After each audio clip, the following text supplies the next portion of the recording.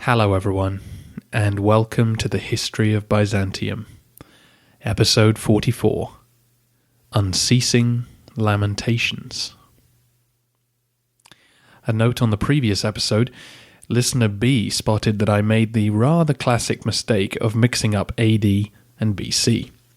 So Pompey actually brought Syria into the empire about 675 years before the Persians captured Antioch, Emesa, and Apamea. Not 550 years, as I said. As disastrous as those statistics sound, as 612 AD became 613, I imagine the majority of Byzantine citizens did not realize the true extent of the collapse they were living through. The men and women of Syria and Armenia were the ones closest to the fire, and certainly their lives had been rocked by the string of Persian victories. But even with the occupation of three of the major cities of Syria, why would you conclude that the sky was falling? Persia and Byzantium had been at war on and off for a century now. Marches and counter-marches had churned the sands of the Near East for 30 of the last 40 years. The sack of Antioch by Khusro I was still living in the public consciousness, as were the Byzantine victories under Maurice. And more than a knowledge of military history, the certainty that the one true God looked after the Romans was what kept men's faith in the status quo. Rome had created the civilized world, and Jesus Christ had been born, killed, and risen within it to convert and purify it for God's ends. Perhaps the Lord was testing his people. Perhaps he was punishing them for their sins. But as long as they stayed true in their faith, he would reward them with victory. As you may remember, Maurice's two most successful generals were Priscus and Philippicus. Since their heyday, the empire had repeatedly purged its experienced military leaders. Phocas killed several, or sent others into retirement and replaced them with family members or those loyal to him. When Heraclius came to power, he naturally got rid of these men, and so the empire was left with a huge vacuum in military experience just when they needed it most.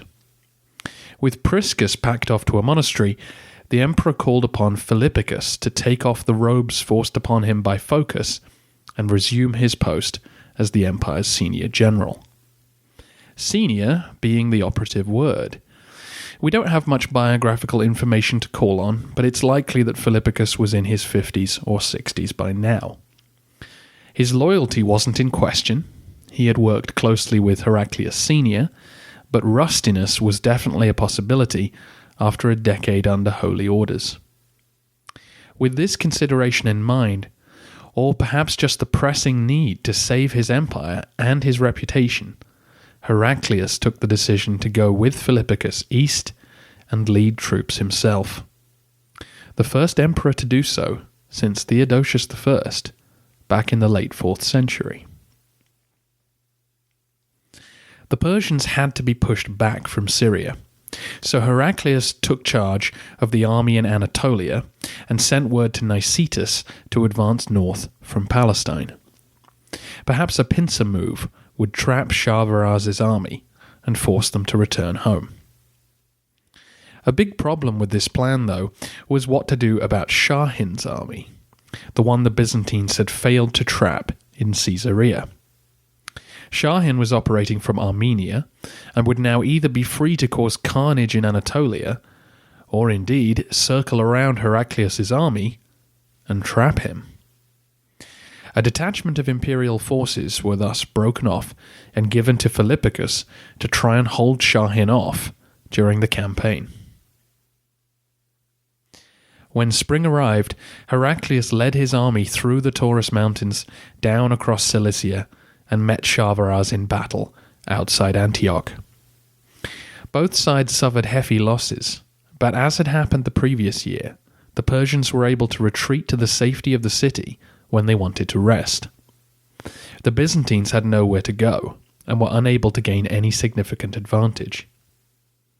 Nicetas's force also failed to make a telling contribution. Presumably he had struggled to get past the garrisons guarding Apamea and Emesa. Neither Heraclius or Nicetas were experienced generals, and if there was an opportunity to inflict a telling defeat on the Persians, then neither were able to exploit it. Philippicus, on the other hand, showed the value of his knowledge of conditions. Shahin continued his attacks on Anatolia by capturing the city of Melitene. Unable to match his foe in battle, Philippicus outflanked him, marching into Persian Armenia to do some raiding of his own. The rugged terrain was not easy for large armies to traverse, and Shahin lost many men chasing Philippicus's tail, as the old general wisely kept away from the Persians before retreating home later in the summer. That tiny tactical victory, though, was no more than a band-aid on an open wound. With control of the major Syrian cities came the farmlands which surrounded them. Having failed to oust the Persians, Heraclius was forced to retreat back to Anatolia, and Nicetas's losses were significant, as he abandoned the Levant and withdrew to Egypt. The rest of Syria and Palestine now lay open to the Persians. Shahrbaraz wasted no time, and by autumn had captured Damascus, which left the road to Jerusalem open. The cities en route, such as Caesarea Maritima or Tiberias, began to make deals with the Persians, accepting a garrison in exchange for peaceful occupation. It seems likely that the large Jewish population of parts of the area were actively aiding Persian armies. A large Jewish community had flourished within the Persian Empire for some time, and many welcomed the invaders with the hope that the isolation and the persecution of the Christian world might be over. As Shahrbaraz's army approached Jerusalem, many Jews joined in a sort of triumphal march toward the holy city. They must have dreamt of reclaiming it from the followers of Jesus. Sensing the inevitability of Persian conquest, the Byzantine Christians inside surrendered and accepted a Persian garrison. It seemed clear from the experience of Syria that the Persians were not here to sack and destroy, but to take control and govern peacefully. So the accommodation was made, and the Persian troops took control of the city. What happened over the winter of 613, we can only guess. Tensions must have been very high. In a place which was both the citadel of Jewish independence and the site of Christ's triumph over death, the arguments must have raged for months. Rumour and fear over what the Persians and the Jews might do to the city or to its inhabitants must have been debated. Perhaps local Jews added to the scaremongering by announcing grandiose plans for restoration. Maybe it was political concern. Had the Christian Empire's most sacred place been surrendered too easily? Was this treasonous collusion rather than sensible pacifism? We just don't know. But come spring 614, Shahrbaraz took his army south to continue the conquest of Byzantine Palestine. And behind him, the Christians of Jerusalem expelled their Persian soldiers and locked the gates behind them. Doubtless this involved killing some of them, and allegedly many of the city's Jews were murdered or shown the door. Shahrbaraz promptly turned around, marched back to the city, and put it under siege. Whether or not the general was furious at this rebellion, or simply shrugged at the necessity, he prepared to sack Jerusalem. It only made sense to send the message to the Roman cities of the East that to accept occupation meant peace, and to resist meant destruction. The siege lasted 3 desperate weeks, as the inhabitants realized that no relieving army was on its way. By late May, the Persians forced their way in. The sack lasted 3 days, which was by no means abnormal. but the accounts that came out were horrific. Now, the accounts of the Christian chroniclers should be taken with large amounts of salt, as they describe the destruction of the city and the slaughter of its inhabitants. They claim that few buildings were left standing, that upwards of 80,000 people were killed or enslaved, and that Jews poured out of local villages to take revenge on the Christians of the city, targeting nuns and monks for particularly brutal treatment. Most of the major churches were destroyed, and the Church of the Holy Sepulchre, built by Constantine over Christ's tomb, was gutted by fire. The Persians removed the most holy relics from the city and took them back to Ctesiphon. The numbers killed and the extent of the damage were clearly exaggerated. It's doubtful that Jerusalem's population was anywhere near 80,000 at this time. The city was definitely sacked, though. Mass graves have been uncovered showing hundreds of men, women, and children who were killed or worse. Some Jews were naturally involved.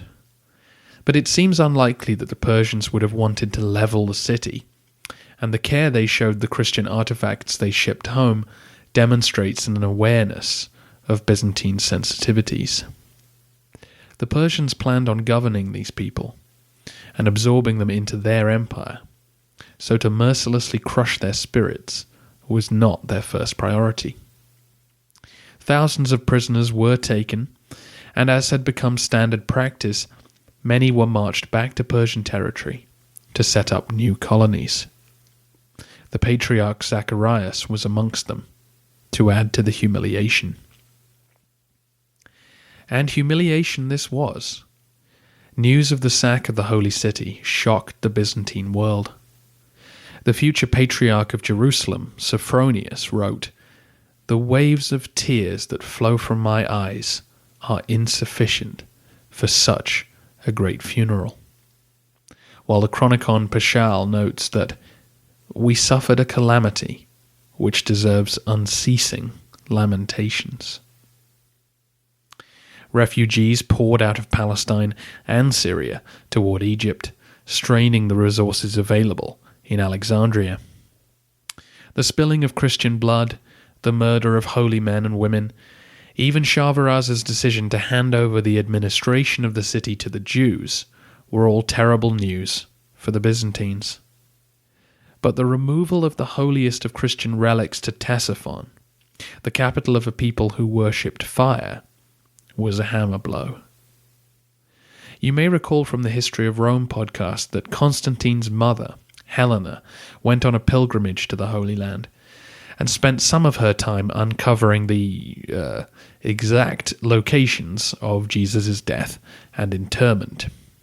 She also found important items associated with his suffering, like the lance and sponge used during the crucifixion, and the true cross itself. Whether or not these items were authentic is less important than the fact that it was believed that they were. After finding the true cross on which Jesus was crucified, she divided it into two parts. One half was sent back to Constantinople, and the other was kept in a silver case in the Church of the Resurrection in Jerusalem. The loss of the true cross, on top of all the other calamities, was seen as a clear sign of divine displeasure. A more staggering blow to Heraclius' prestige is hard to imagine. Incidentally, the arrival of the true cross was apparently received by cheering crowds in Ctesiphon, where many Christians now lived. A large community of Nestorians, one of the schismatic beliefs the Byzantines had forced out of the empire, lived amongst the Persians. Back in Constantinople, the sack seems to have had a shattering effect on morale, with many finally understanding the true extent of the empire's woes. The Jews were naturally vilified and accused of everything from treason and treachery to murder and sadism. In a deeply religious society, it was only natural for people to ask why God had abandoned them. Why would he allow the fire-worshipping Persians to carry off the relics of his only son? And in a society where the culture of power was one that proclaimed from every coin to every column that the emperor was God's representative on earth, well, some began to ask what Heraclius had done to anger their lord. And the answer to some seemed obvious. Last episode I talked about the marriage between Heraclius and Eudocia, which bore 2 healthy heirs within the first 2 years of marriage. But in August 612, tragedy struck when Eudocia died, apparently from epilepsy. Heraclius swiftly found a new consort, and it was his niece, Martina, daughter of his sister, who he married within a year of Jerusalem's fall. Like Justinian choosing Theodora, we can only assume that Heraclius loved her dearly and valued her company extremely highly, because this was a deeply unpopular choice at a time when the emperor's legitimacy was being openly called into question. Although the union was not strictly illegal, it was widely considered incestuous by the public, by the church, and by members of the Heraclian family. But the emperor ignored them, and after long talks with the patriarch Sergius, he agreed to perform the marriage ceremony and crown Martina empress. Over the next few years, she became a despised figure by many in the streets. She bore Heraclius 2 sons who died in infancy, and the third was apparently a deaf mute. In a time of crisis, it seems men were clinging to Heraclius in the hopes that he could restore the empire's strength, but his wife was not afforded the same courtesy. Like the Jews, she was an obvious scapegoat for the ills of Romania. Putting the religious significance to one side, the loss of Syria and Palestine was obviously a deadly serious problem. The empire had been effectively split in 2. The Western Field Army now had to camp behind the Taurus Mountains. It was unable to link up with Nicetas's force down in Egypt. The Persians were capturing city after city, which could soon challenge Byzantine control of the sea. The Persians did not have enough men to capture every square inch of the Levant, but soon enough their tax collectors and garrisons would begin to fan out and try and control and tap the wealth of the Roman East. This collapse of imperial control had an effect on the local Arab tribes patrolling the deserts. Despite the breakup of the Ghassanid coalition, many tribes had still received a little imperial cash to keep them friendly. But now that all deals were off, there was nothing to stop the unscrupulous amongst them from raiding and extorting the settled populations. And sure enough, soon after the Persian victories, we find reports of bishops in Palestine having to pay ransom money to Arab raiders who had kidnapped members of their flock. Over in the Balkans, an awareness that the Byzantines had largely abandoned the peninsula soon became known amongst the Slavs and Avars. Between 612 and 615, Slav settlement in Illyricum went from a trickle to a deluge. Epirus, Thessaly, and central Greece were soon occupied, with local Byzantines either fleeing or accepting that new masters had arrived.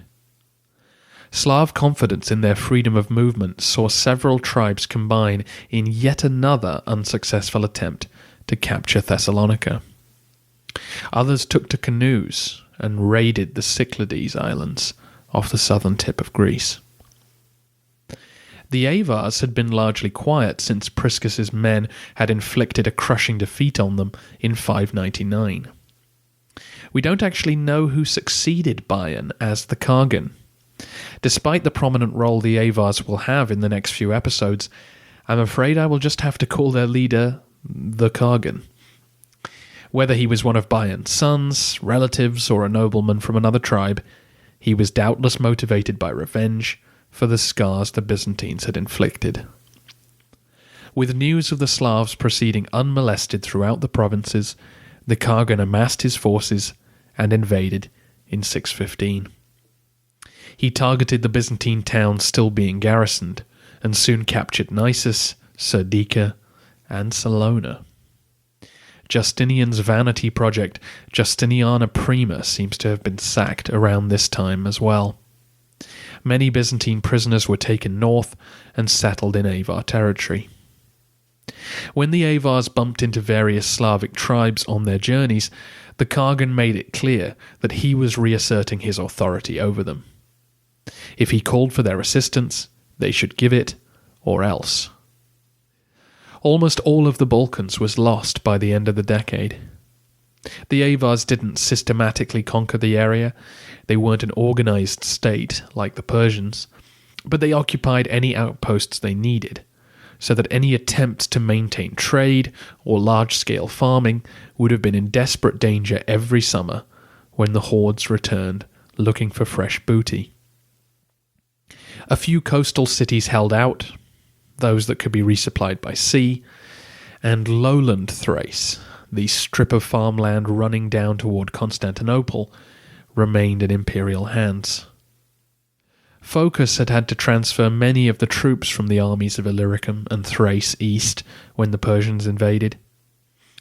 Of the garrisons left behind, many held on to their fortified positions, while the Slavs and Avars took control of the surrounding countryside, and over time they would either have to make a run for it or choose between slavery and death. It seems likely that what was left of the army of Illyricum disintegrated, while some of the army of Thrace made it back to guard the long walls.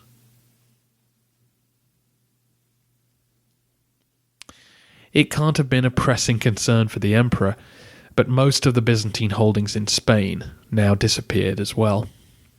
King Sigebert of the Visigoths pressed large attacks on the area and destroyed settlements he captured to prevent them from being retaken. It was, of course, the territorial losses at home, though, that had caused a major strategic and financial crisis. The capture of Mesopotamia, Armenia, Syria, and Palestine were a seismic blow to the empire's resources. The loss of tax revenue plunged the treasury into crisis, while the dislocation in the Balkans meant the empire's prime recruiting ground was also gone. In 616, Heraclius took the steps necessary to be able to afford his remaining army and bureaucracy. He cut their pay in half. One way of achieving this saving was to return to the system of providing the men with their arms and uniforms, rather than with a cash allowance that they could spend themselves. This was, of course, one of the economies that Maurice had attempted to enact, which his men had refused. In such straitened times, the army acquiesced. For imperial bureaucrats, there was no such sop. They simply lost half their earnings. To manage the precious stores of gold he had left, Heraclius made his new payments with silver coins, minted especially for the occasion. You can see this new coin, the hexagram, on Facebook or at thehistoryofbyzantium.com. And inscribed around the edges was the phrase, "May God help the Romans." The copper folis was also slightly debased at this time, and these pay cuts kept the armies in the field and Heraclius on the throne. In Ravenna, the soldiers' pay had been so late that they had killed their exarch, and down in Naples a man named John of Conza rebelled and proclaimed himself emperor. However, by 617 the new exarch Eleutherius arrived with the pay, and John was executed. The Persians, however, remained on the move, and in 2 weeks' time they will put the sack of Jerusalem into perspective by marching on the Romans' most treasured possession, Egypt.